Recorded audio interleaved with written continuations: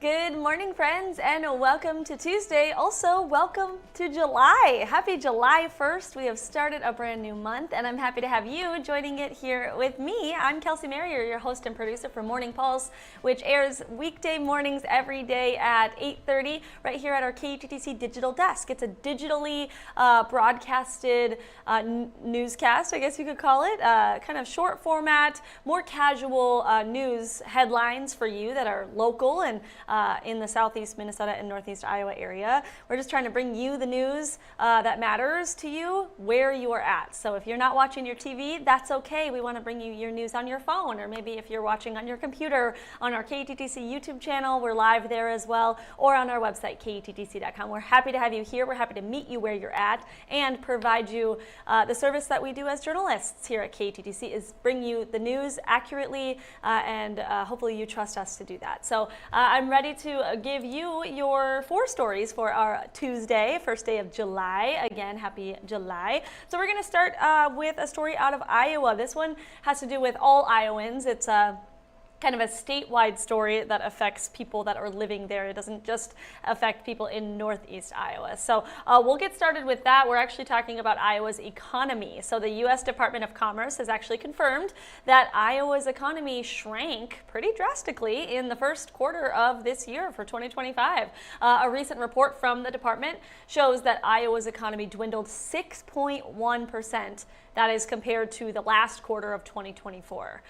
So that's kind of a big deal, 6.1% of a decrease. That is actually the second worst drop in the nation, only behind the state of Nebraska. So keep that in mind. Declines in agriculture, forestry, and fishing are accounting for most of that decline, again, for the Q1 of 2025. The Iowa Farm Bureau Federation actually warned last November that Iowa's declining ag economy could cost the state more than $1 billion in losses. So just an update for the state of Iowa's economy.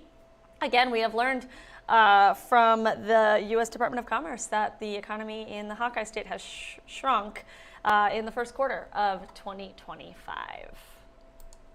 Our next story, we are moving over to Austin, and we are talking about a traffic alert. It could impact your commute tonight, more so, not the morning commute, rather. But we're talking about detours on I-90 westbound in Austin are starting today. And MnDOT crews, because of this, MnDOT crews are doing some concrete pavement repairs near the 6th Street exit. So if that's anywhere near where you maybe take a regular route, you'll want to keep this in mind. Interstate drivers east of that 6th Street exit are going to be detoured between 7 and 11 p.m. today. So again, these detours are happening tonight, 7 to 11 p.m. on I-90 westbound.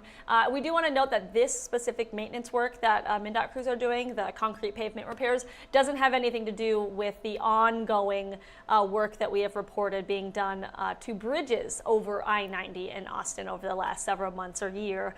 So this is a separate project, so not the same as the bridge projects, but kind of happening in the same area as that. Again, this is today between 7 and 11 p.m.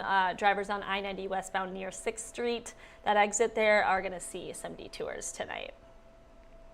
All right, let's go to our next story. We are moving to Rochester, where residents here are soon going to have a new way to pay to park at the government center in town. So city officials are planning to kind of go away from the individual meters in the government center lots, that type of payment method. Instead, starting this coming Monday, July 7th, they're going to put in a new system. It's going to be 2 centralized multi-space pay stations. So no more individual meters, but rather the pay stations that you see at other lots around, whether that's in the Twin Cities or other cities in general, pay stations. So how that kind of works is the new stations, well, first they're going to be located near the government center flagpole, if you know where that is, as well as the second one is going to be along the 4th Street southeast sidewalk. And how this kind of works is residents who want to park in this lot now, instead of going to an individual meter, are going to go to one of the stations, enter their parking stall number, the space that they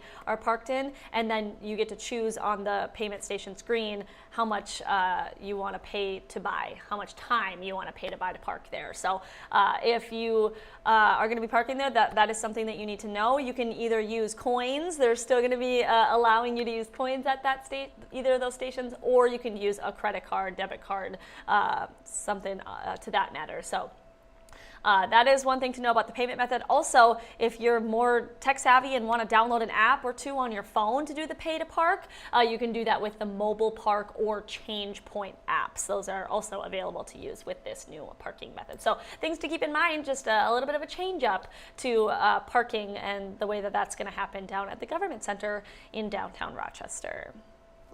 All right, our final story, kind of a reminder, we've talked about several other of these events happening throughout the summer so far, and today another one is happening. We're talking about another chance for kids and families to flock to Soldiers Field Memorial Track to take part in another all-comers track meet, of course, in Rochester. These events, if you don't know, they're just fun, non-competitive ways, as you can tell from this video, to foster just an interest in fitness for local youth of all ages during the summer months. It's a lot of fun. Every kid gets a ribbon. Again, this is all ages, anywhere from 2 and up to over 15 years old. You can take part in this. So the race itself starts at 6 o'clock tonight, and then after today's race, there are only 2 more all-comers track meets left on the calendar for 2025. Those will be on Tuesday, July 8th, as well as Tuesday, July 15th. So just something to keep in mind if you're looking for something fun for you and your family to do. Of course, it's a big hit among the little kids, but the parents have such a fun time too. And Ted has been saying that today, on our July 1st here, Tuesday, is going to be the nicest weather day of the whole week. We have no rain chances to worry about, nothing severe or anything of that matter. It's just going to be a good old-fashioned sunny, warm, and calm day, which I can get behind, and I'm sure a lot of you can too. So yeah, nothing to worry about in the weather department today. A pretty calm, chill day, but a really nice day. So if you're able to spend some time outdoors, be sure to do that. Maybe take a walk, your lunch break, anything really. Spend some time out on the deck. Maybe have a fire later. Yeah, it's going to be a great evening. We do have some chances though for rain several of the rest of the days this week. Unfortunately, I know it is a holiday, kind of a holiday week coming up on a holiday weekend with the 4th of July. So you'll want to stay tuned to the weather forecast with KTTC over the next several days. If you're trying to make your 4th of July plans into the weekend and things like that, there are some chances for rain. So keep our weather app handy. That's KTTC. That's KTTC's news or weather apps. They're free for you to download, and you can track the forecast there. All of our meteorologists are going to be tracking that over the next several days. So you can find that information on our website as well. Otherwise, that is all I have for you on this Tuesday. Thanks so much for hanging out with me, and I hope you join me right back here tomorrow.